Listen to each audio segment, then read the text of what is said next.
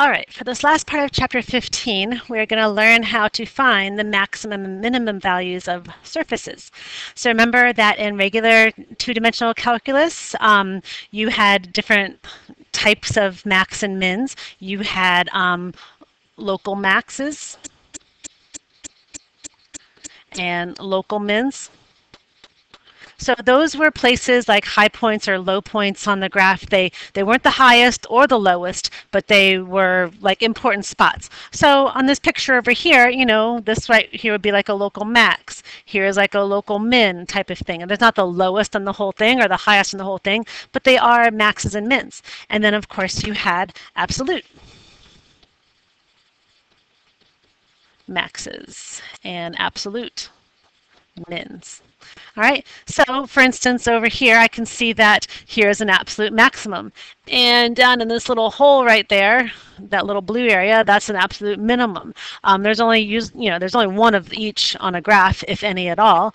And you know, if the graph goes up and up forever, then obviously it doesn't have an absolute maximum, or same with absolute minimum if it goes down forever.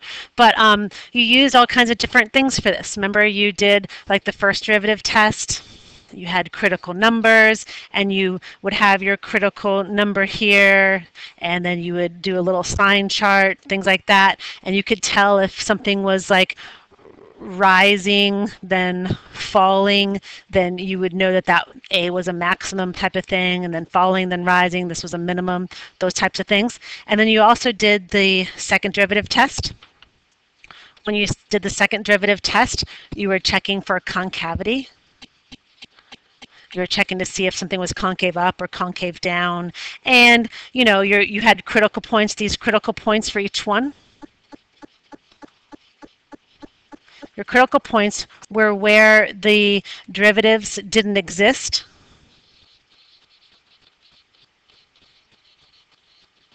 Or where the derivatives were equal to 0. So you're going to see some of those same things that we're going to like think about when we do this in 3 dimensions. All right, so here we go. All right, so use some of the same ideas now for 3D graphs. So this theorem says if your function has a local maximum or minimum, or maximum, minima, at a certain point, and the first order partial derivatives exist, then those first order partial derivatives, fx and fy, will be equal to 0 there. So just like the first derivative on 2D. All right, so a point A, B, that's going to be called your critical point.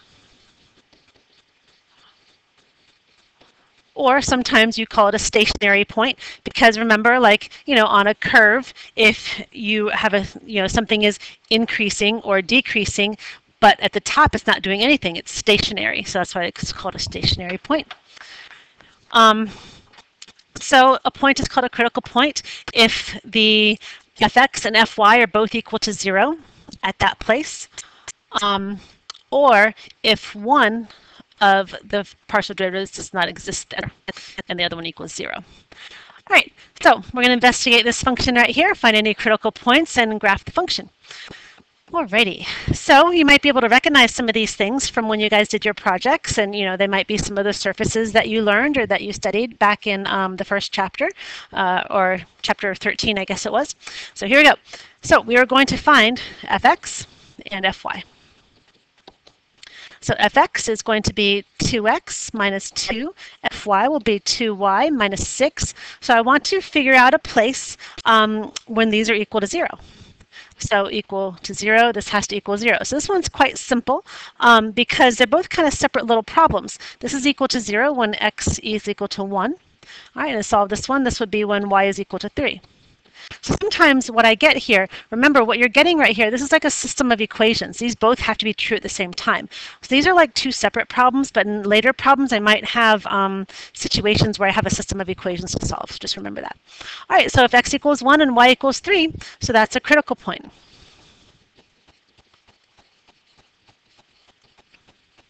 All right, and you could actually find the final answer. Like for instance, if you plug in 1 and 3, into your original problem, you end up getting the number 4. So 1, 3, 4 is the whole point. And you know, you can find the z or not. It doesn't really matter that much. But there we go. So that is, we don't know how to tell whether it's a max or min yet, but if we draw the graph, you might start to recognize it.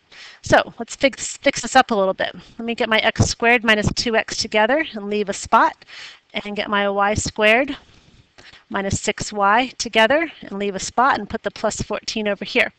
So if I do my completing the square, half of 2 for the 2x is 1, and 1 squared is 1, so I'm going to add 1 there, take 1 away out here. Then for the negative 6, half of 6 is 3, 3 squared is 9, add 9 there, take away 9 there. So I would get that my f of xy, that I forgot to put f there, is equal to x minus 1 squared, and over here I have y minus 3 squared, and the 14 minus 1 minus 9 on the outside makes the number 4. Okay, so if I go to the center, like this thing is basically moved to 1, 3 is my center place, or my, like basically my basic, my vertex, I guess you could say. So I'm going to go like right about there, and it's 1, 3. If I put 1, 3 in this equation, I get 4. So it's like right about here, I'll say. And think about it, you know, if I do some traces here, if I let basically the y part go away, I will have a parabola for my x's. If I let the x part go away, or be 0, I have a parabola for my y's. And so I get these parabolas in all kinds of different directions. And so we have an elliptic paraboloid.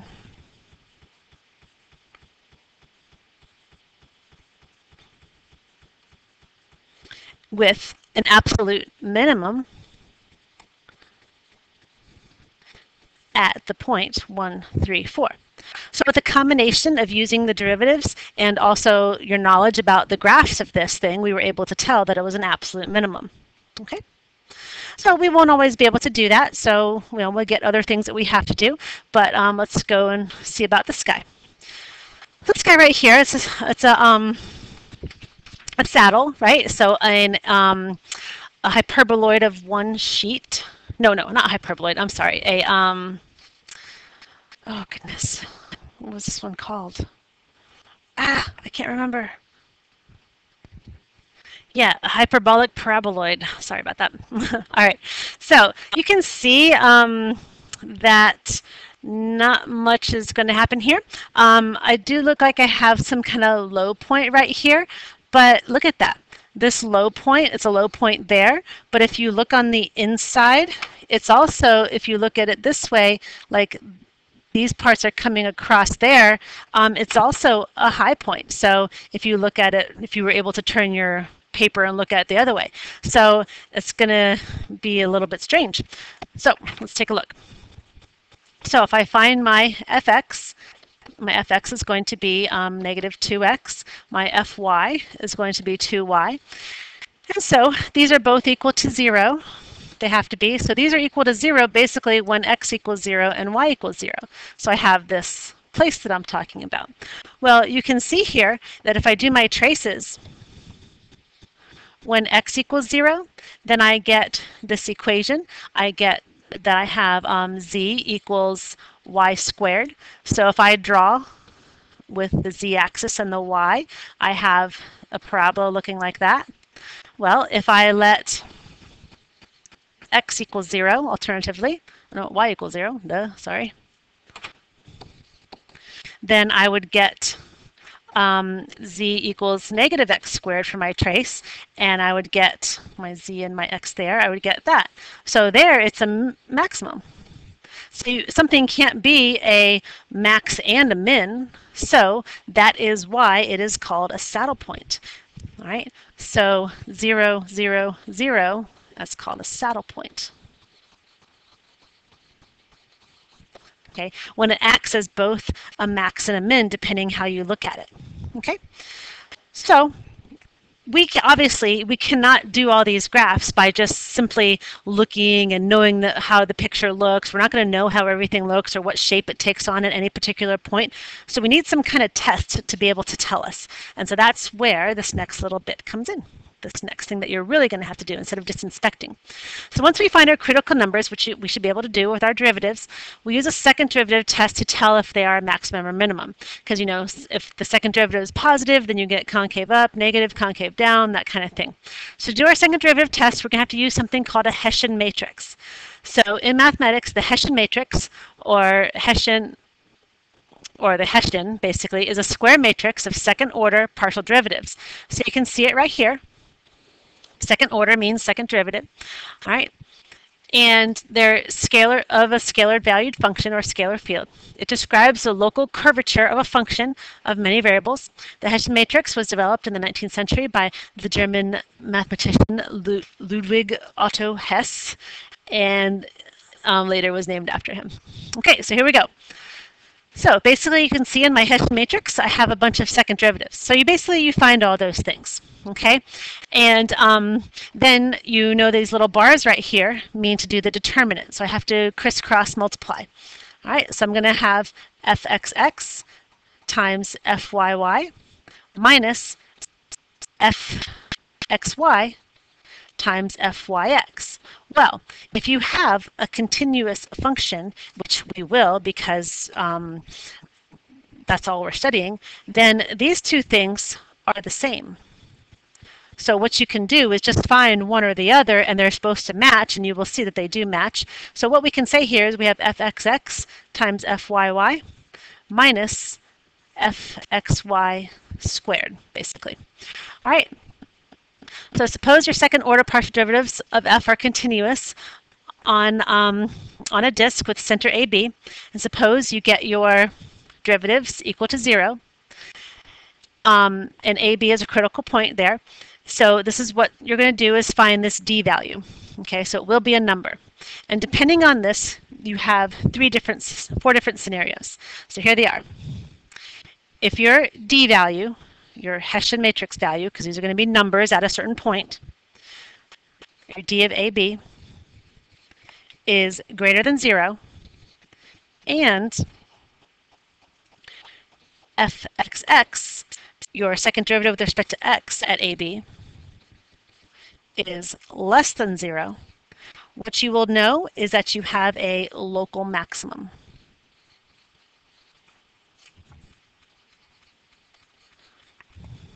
Okay. The second one, if your d of AB, your Hessian matrix, is greater than 0, and fxx of AB is greater than 0, you have a local minimum. So what you can think of, this last little part just to remember, so you don't have to like remember all these rules just in your mind.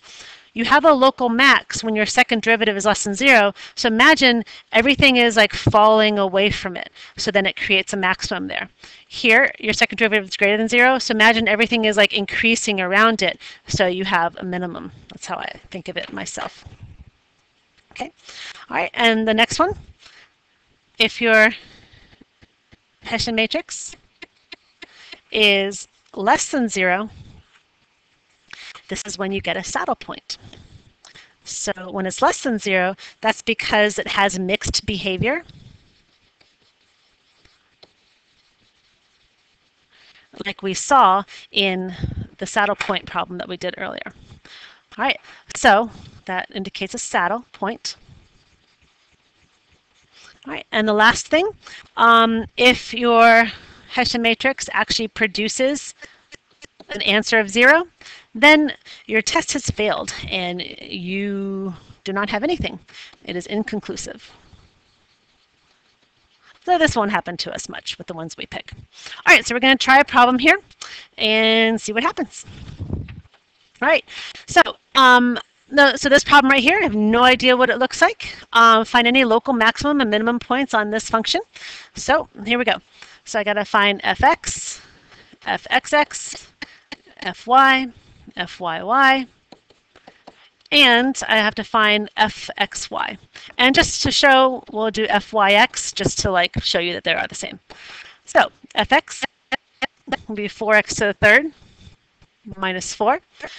Fxx would be 12x squared. Fxy would be 0. All All right. Fy will be 4y to the third minus 32. Fyy would be 12y squared. And fyx would be 0. And see, they do match. All right, so I need to find my Hessian matrix. So my Hessian matrix, I take fxx, which is 12x squared. And then fyy is over here in the other corner, 12y squared. And then I have zeros there. So I do my crisscross and multiply. I get 144 x squared y squared. So I don't know what point to do this at yet because I have not found my critical points, but you know that whatever you put in for x and y, this is always going to be positive because x squared and y squared, unless x and y are 0, it's always going to be positive. All right, so let's go over here. So remember, these two guys created a scenario here for me. Oops, oh no, not that one. I'm sorry. These two guys created a scenario over here for me where I have to, like a system of equations in a way. I need a place where 4x to the third minus 4 equals 0 and 4y to the third minus 32 also equals 0. So again, I have two separate equations. They don't really have to work together. They're just each working separately to find x and y. So here I get x to the third equals 1, so x equals 1. Here I get y to the third equals 8, so y equals 2. So there is a point, 1, 2, and if you plug 1 and 2 back into your original problem, you get negative 41. There is that place. It is a max or a min, but I need to see what it is. So I need to plug 1 and 2 into here. So 144, 1 squared, 2 squared gets you a really large number, 576. That is greater than 0. So I need to go back to my list here. Okay, good. I have my first two situations, and now I have to check fxx. So if I go to fxx, fxx is right here. If I plug 1 into there, so 12 times 1 squared is 12. That is positive. So everything is rising away from it, and so therefore this guy right here must be at least a local minimum. Okay, and that is it. And we will continue on, do some more of these problems next time. If you feel like it, you could try starting this one if you want, and you can see the picture, you can see what's going to happen. But we will get to that in class, and I'll see you later. Bye-bye.